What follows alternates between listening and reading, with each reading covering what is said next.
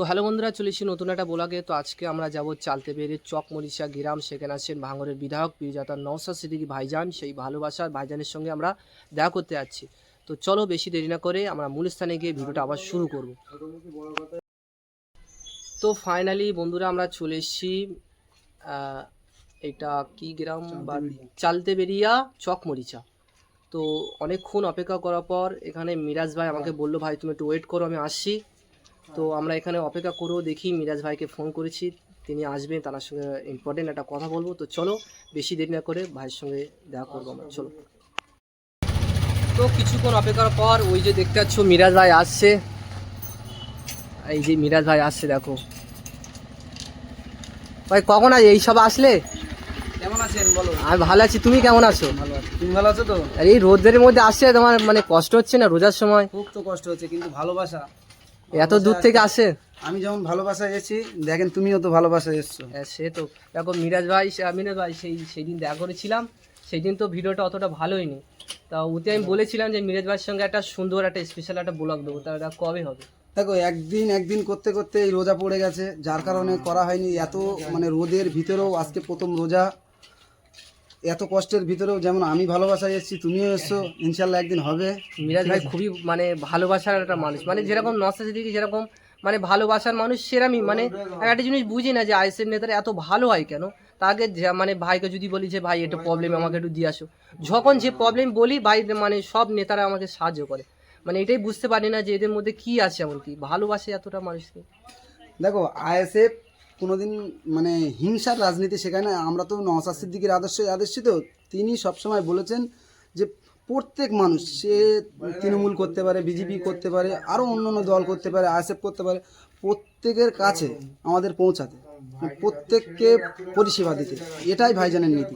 সেই জন্য আমরা চেষ্টা করি মানে জাতি ধর্ম বর্ণ নির্বিশেষে প্রত্যেকের কাছে ছুটে যাওয়ার, কে কোন সমস্যায় আছে দেখার, যতটা আমাদের সামর্থ্য অনুযায়ী আমরা চেষ্টা করি তাদেরকে পরিষেবা দেওয়া। তো ভাইজান তো এখন আসেনি, তো ভাইজান এখন বাজে তো 8টা, তো ভাইজান আসবে 11টার দিকে, না সরি 10টার দিকে। তো চলো ভাইজান আসবে, তো তুমি এত সকাল সকাল এসছো কেন? এত সকাল সকাল এসেছি, আমার মানে সকাল সকালই বার হয়েছিলাম, মানে ঘুম থেকে উঠে যে ভাইজানের মুখটা কখন দেখবো সেই আশায় বসেছিলাম। তা তাড়াতাড়ি রেডি হতে হতে হতে হতে চলে এসেছি, দেখা যাক ভাইজান কখন আসে। তুমি আর আমি একটা মানে কষ্ট হচ্ছে না?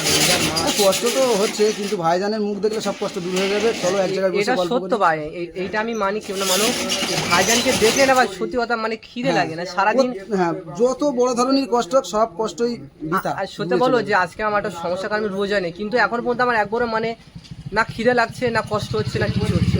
তুমি আমার সঙ্গে থাকো, আরো ভালো লাগে, আরো ভাইজানের দেখলে। অনেকেই বলো যে ভাই তুমি ভাইজানকে ভালো রোজা করছো না। দেখো আমার একটা অন্য প্রবলেম আছে, মানে আমার শরীরে একটু কন্ডিশন একটু অন্য প্রবলেম, হয়তো বলতে পারছি না, শারীরিক সমস্যা থাকতে পারে, অসুবিধা আমি নেই। আজকে নেই তো, তবে আমি বলছি চেষ্টা করবে রোজা করার। হ্যাঁ রোজা করা ভালো, রোজা করবো, কাল থেকে ইনশাল্লাহ করবো। আজকে আমি মানে থাকিনি। আমি আল্লাহর কাছে দোয়া করি তোমার যে সমস্যাটা রয়েছে সেই সমস্যাটা যেন ভালো হয়ে যায়, সুস্থ করে দেয় আল্লাহ। প্রেশার কম আছে তো, মানে হঠাৎ একটু মাথা ঘুরে যায়। ঠিক আছে, সুস্থ হয়ে যাবে ইনশাল্লাহ। তুমি কাল থেকে নিয়ত করো রোজা করবে। তা ভিডিও তাহলে কবে হবে? দেখি ভিডিও 2-1 দিনের ভিতরেই হয়ে যাবে ইনশাল্লাহ। একদিন তো ভাই বলছে যে তোমাকে নিয়ে ঘুরতে যাবো আবার। ভাইয়ের সঙ্গে একটা গিয়েছিলাম, হয়তো অনেকেই দেখুনি।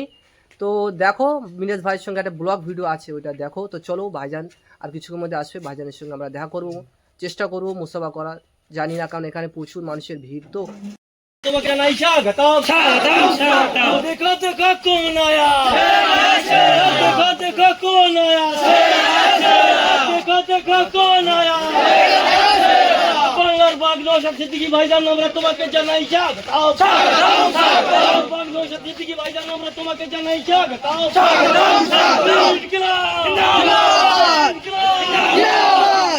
ইনকিলাব ইনকিলাব জিন্দাবাদ জিন্দাবাদ ইনকিলাবি জিন্দাবাদ জিন্দাবাদ ইউসুফ জিন্দাবাদ জিন্দাবাদ ইউসুফ জিন্দাবাদ জিন্দাবাদ।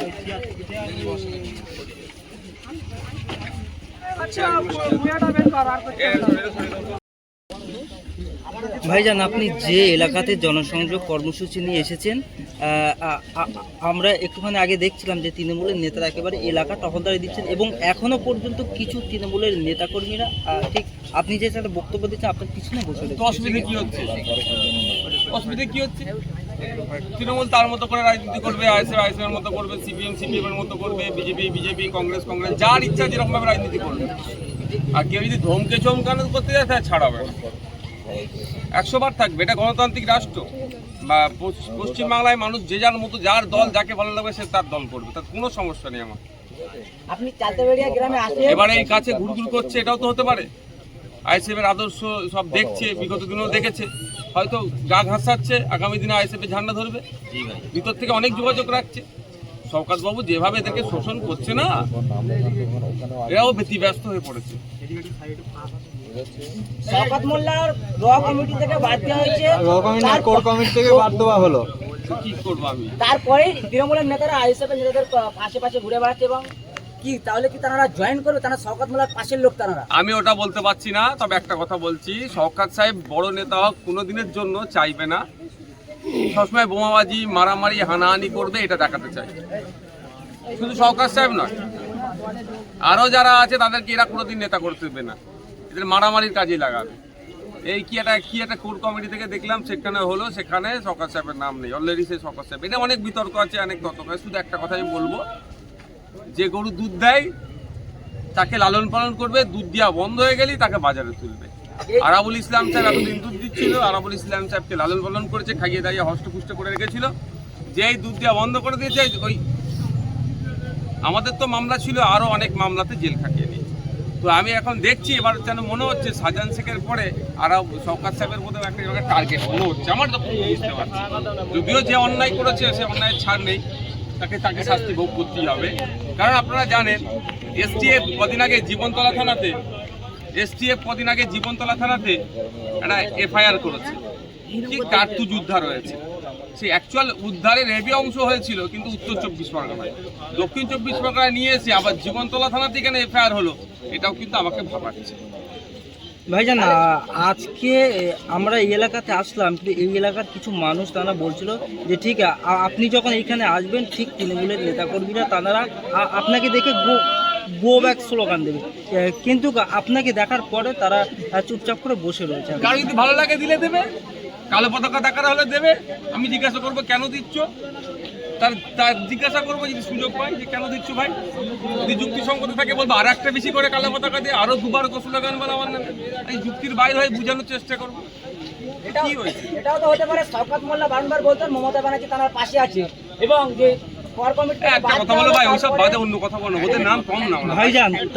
তাহলে রীতিমতো কেন নষ্ট করছে বলে তো অভিষেক বন্দ্যোপাধ্যায় কর্মী সভাতে বলেছে যে 2021-এ 214টা সিটে জিতেছিল, কিন্তু এবারে বলেছে যে 215টা সিটে আমরা জিতবো। কিন্তু দেখা যাচ্ছে ভাঙড়ের দিকেই তার লক্ষ্য, আদার্স কোনো বিজেপি বিধায়কের দিকে কোনো লক্ষ্য নেই, আরো বিধানসভার দিকে লক্ষ্য নেবে না। তোরা তোদের সাথে কি বিজেপির সত্যিকারের লড়াই? যদি বিজেপির সত্যিকারের লড়াই থাকতো এতক্ষণ শুভেন্দু অধিকারী জেলের মধ্যে থাকতো, দিলীপ ঘোষ, সুকান্ত মজুমদাররা জেলের মধ্যে থাকতো। যেভাবে একটা ধর্মকে টার্গেট করে, মাদ্রাসা শিক্ষা প্রতিষ্ঠানকে টার্গেট করে বাজে মন্তব্য করে যাচ্ছে, ওদের লড়াই তো আমাদের সাথে, যারা ধর্মনিরপেক্ষ, যারা গণতান্ত্রিক শক্তিকে আরও শক্তিশালী করতে চাইছে, যারা গণতন্ত্রের প্রতিষ্ঠা করতে চাইছে, তাদের বিরুদ্ধে লড়াই এদের।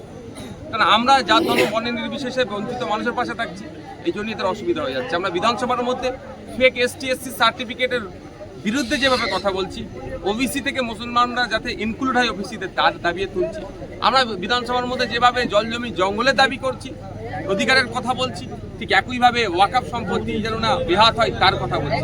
আমরা বিধানসভাতে রমজান মাস চলছে, আজ থেকে শুরু হয়েছে রোজা, ফলের দাম জানি না এখন কি আছে, আজকে বাজারে যাইনি, আমি নিজেও বাজারে যাব, যে বাজারে দেবেন রমজান মাস এসে গেলে ফলের দাম বেড়ে যায়, ফলের দামটা কমানো যাতে যায় তার কথা বিধানসভার মধ্যে বলছি। আজ পর্যন্ত পশ্চিমবাংলার বিধানসভার ইতিহাসে তো হয়নি কেউ এরকম বিধানসভার মধ্যে দাঁড়িয়ে সরাসরি কেউ বলেনি যে রমজান মাস আসছে ফলের দাম না বাড়ে। ফলে ওদের কাছে এটা নতুন লাগছে। বিধানসভার মধ্যে আজ পর্যন্ত মনে হয় কেউ বলেনি আদিবাসীদেরকে যদি সত্যিকারের উন্নয়ন করতে চাই, ওই রাষ্ট্রপতি আদিবাসী দিলে উন্নয়ন হয়ে যায় না আদিবাসী সমাজের। 5th শিডিউল 6th শিডিউলকে সম্পূর্ণরূপে বাস্তবায়ন করতে হবে। 2014-র ভার্জিনিয়াস খাকা কমিটি যে সুপারিশগুলো আছে সেগুলোকে বাস্তবায়ন করতে হবে। এই দাবি তো আগে কেউ করেনি, ওদের কাছে নতুন লাগছে এবং এরা ভয় পাচ্ছে যে আদিবাসী পিছড়ে বর্গের মানুষেরা, হিন্দু পিছড়ে বর্গের মতুয়া সমাজ, নমদ শূদ্র, মুসলমানরা যদি এগিয়ে আসে তাহলে ওদের রাজনীতি কারবার বন্ধ হয়ে যাবে। এদেরকে শুধু ভোট ব্যাংক হিসাবে রাখা হচ্ছে, ফলে টার্গেট আইএসএফ এর উপরে আছে, সংযুক্ত মোর্চার উপরে আছে। আপনারা দেখেছেন শুভেন্দু অধিকারীর বিরুদ্ধে কোনো শুভেন্দু অধিকারীর বিরুদ্ধে কোনো সময় স্পেশাল অবজারভার দিয়েছে দেখেছেন আপনারা? অবজারভার দেয়নি, দিচ্ছে কোথায়? ভাঙড়ে। এটা বুঝতে হবে, বিজেপিকে ফাঁকা জায়গা দিয়ে রেখেছে খেলার জন্য। ভাইজান আজকে ভাই জনসংযোগ আছে, মানুষের অভাব অভিযোগগুলো শুনবো, তাদের কথাবার্তা শুনবো। যদি সে তৃণমূলের বন্ধুরা এসে বলতে পারে যে এইগুলো হওয়া দরকার, ওইগুলো হওয়া দরকার, ওইগুলো দরকার, বা তার যদি ব্যক্তিগত কোনো সমস্যা থাকে, অনেক তৃণমূলের বন্ধুরা স্টেজে উঠে আমার বিরুদ্ধে অনেক বলে, কিন্তু অনেক সার্টিফিকেটের প্রয়োজন হয়। গোপনে আমার সাথে যোগাযোগ করেছে, আমি তাদের পরিচয় গোপনেই রেখে তাদের সার্টিফিকেট প্রোভাইড করছি, কারণ এটা আমার দায়িত্ব। একজন বিধায়ক হিসাবে আমার দায়িত্ব হচ্ছে প্রত্যেকটা নাগরিককে আমার নির্বাচনী ক্ষেত্রে তাদেরকে পরিষেবা দেওয়া, আমার এখতিয়ারের মধ্যে যেটা হচ্ছে। আমি কাউকে চাকরি দিয়ে দিতে পারবো না অর্থের বিনিময়ে, সেটা আমার অবৈধ। মমতা বন্দ্যোপাধ্যায় মুখ্যমন্ত্রী, আর তিনি বারংবার ঘন্টা দিয়ে ইফতার খেতে দেখা যায়, কিন্তু ইফতারের জন্য বা ফলের দাম কমানোর কোনো বারংবার দেখি না যে বক্তব্য। কেন এবার তো বলেছে দুটো কি আপনার কি বলে রেশন কার্ডে যারা আছে, তার কার্ড হোল্ডার যারা আছে, তাদের জন্য তো ছাড় দেবে বলেছে, বিশাল সংখ্যালঘু মুসলমানদেরকে উদ্ধার করে দেবে। চিনি, ছুলা আর ময়দার দাম কমিয়ে দিয়েছে, বিশাল মুসলমানদের উদ্ধার করে দেবে। এইটা তো দিয়ে তো হয় না একদম। আমি যেটা বলতে চাচ্ছি আপনি বলে দিচ্ছেন, রমজান মাসে অন্য খাবারের সাথে বেশি, কিন্তু সব থেকে বেশি খায় মুসলিম সমাজের মানুষজন যারা রোজাদার, তারা ফলটা কি, ফলমূল যেটা আছে সেটার আকাশ ছোঁয়া দাম, সেটার দাম কন্ট্রোল করতে পারে না। কিন্তু ওই 32 টাকায় চিনি, 60-62 টাকায় আপনার ছোলা, আর 30-32 টাকায় ময়দার আপনাদেরকে অফার করছে। এটা নিয়ে আপনারা মেখে হাইরান হয়ে যাবেন। হ্যাঁ, একদম। আর এটা করে বিজেপির হাতে অস্ত্র তুলে দিচ্ছে। আমরা দেখেছি হাতে অস্ত্র তুলে দিচ্ছে। কি উপকার হবে? কিছু উপকার হবে সেই অর্থে? ভাইজান, এখনো পর্যন্ত এই এলাকায় তৃণমূল কংগ্রেসের নেতাকর্মীরা বসে রয়েছে, তার সত্ত্বেও একাধিক মানুষের ভিড়, বিশেষ করে মহিলাদের। কিন্তু আপনার এই প্রোগ্রামটা হয়ে যাওয়ার পরেও যদি তৃণমূল কংগ্রেসের নেতাকর্মীরা ঝামেলা করার চেষ্টা করে, যদিও বা প্রশাসন এই বিষয়টাকে একটা কথা বলবো, এটা বাগনা যে খেলে মানুষকে এত গুরুত্ব দিয়ে কি আছে? তারাও দল করে, আমাদের ছেড়াও দল করে। তারা মমতা ব্যানার্জি আদর্শকে সামনে রেখে দল করে, আমাদের আমাদের দলীয় আদর্শকে সামনে রেখে এটাই তো। ভাঙড়ে তৃণমূলের অবজারভার দায়িত্ব ছিল এতদিন সওগাত মোল্লা। আমরা সূত্র মতো খবর পেয়েছি যে ডায়মন্ড জাহাঙ্গীর মোল্লা তিনি তৃণমূলের হয়ে 26-এ ভোট করাবেন। তাহলে কি ভাঙড়কে আতঙ্কিত করার চেষ্টা করবে তৃণমূল? দেখুন ভাই, যে ইচ্ছা করুক, আমি তো চাই মমতা ব্যানার্জি সরাসরি এটা দায়িত্ব নিক ভাঙড়ের, অন্য কারো দরকার নেই। মমতা ব্যানার্জি সরাসরি দায়িত্ব নিক, আমি চাই। সরাসরি দায়িত্ব নিলে কিছু ডেভেলপ হবে। আমি বিধানসভায় তুলছি, আমি না ফিতে কাটলো, কাজ তো কিছু হচ্ছে। ওই বাসঘাটের যে রাস্তাঘাট, ওইদিকে চণ্ডীপুরের ব্রিজ থেকে শুরু করে কিছু তো কাজ হচ্ছে, সব আমারই তুলা বিধানসভায় আবাস তোলা। না, পঞ্চায়েত ভোটে যেভাবে একাধিক লাশ পড়েছে, কিন্তু সময় কথা বলবে। আমরা কোনোদিন রাজনীতি করি না, করবো না। 2026 অতি নিকটে, আর কিছুদিন বাকি আছে। তো দেখছি ভাঙনের বিভিন্ন অঞ্চলে বা বুথে বুথে গিয়ে জনসংযোগ স্থাপন করছেন, এটা কি 2026-এর প্রস্তুতি? 2021 থেকে শুরু করেছি, আমি জেতার পর থেকে শুরু করেছি। আমি বিভিন্ন সময় বিভিন্ন অঞ্চলে যাই। এবার আমার ইচ্ছা ছিল মাসে মাসে একবার করে আসার। দুর্ভাগ্যের বিষয়, আপনারাই আমাকে ভোট দিয়ে যে জায়গায় পাঠিয়েছেন, অর্থাৎ ভাঙড়ের মানুষ সারা রাজ্যে ছুটে যেতে হচ্ছে। চোপড়াতে যেতে হচ্ছে, পুরুলিয়ায় যেতে হচ্ছে, মালদা, মুর্শিদাবাদ, সারা জায়গায় ছুটে যেতে হচ্ছে যেখানে অন্যায় হচ্ছে। ফলে ভাঙড়ের মানুষকে তুলনামূলক সময় কম দিতে পেরেছে। কিন্তু একটা কথা তো, যেখানে যাচ্ছি ভাঙড়ের বিধায়ক তো বলছে, চোপড়াতে গেলেও ভাঙড়ের বিধায়ক, মালদাতে গেলেও ভাঙড়ের বিধায়ক, মুর্শিদাবাদে গেলেও মালদার বিধায়ক, ভাঙড়ের বিধায়ক, পুরুলিয়াতে গেলেও ভাঙড়ের বিধায়ক। সেই ভাঙড়ের বিধায়ক এসেছে তাদের পাশে দাঁড়াতে। এটা ভাঙড়বাসীর একটা বড় অ্যাচিভমেন্ট। সূত্র মারফত খবর পাওয়া যাচ্ছে যে আরাবুল ইসলাম সাহেব আইএসএফ এ জয়েন করবেন, কি বলছেন? আমরা নেবো না, একদম নেবো না, বলে দিচ্ছি। ঠিক আছে, থ্যাংক ইউ। তো বন্ধুরা, দেখলেন যে মিরাজ ভাইয়ের সঙ্গে কথা বললাম, তো তিনি বললেন সময় দেবে। তো আসলেই একটা জিনিস বুঝতে পারলাম না যে মিরাজ ভাই মানে এতটাই ভালোবাসে, তিনি বলেছেন সময় দেবে। কিন্তু আমার কাছে রোজার সময় মানে আমি নিজের সময় দিতে পারবো না, তাও সত্ত্বেও মিরাজ ভাই জানি না কি ভালোবাসার কারণে আমাকে বললো যে সময় দেবে। যাই হোক, মিরাজ ভাইকে আমার খুবই ভালো লাগে। এরকম নেতা ভাঙড়ে প্রচুর আছে, তারা এইভাবে মানুষের সাথে থাক, গরিব মানুষের পাশে আসেন এবং আগামী দিন থাকবে। তো আজকের ব্লগটা এই পর্যন্তই, দেখাচ্ছে নেক্সট একটা ব্লগে। ততক্ষণ সবাই ভালো থাকো, সুস্থ থাকো, সবাইকে অসংখ্য ধন্যবাদ।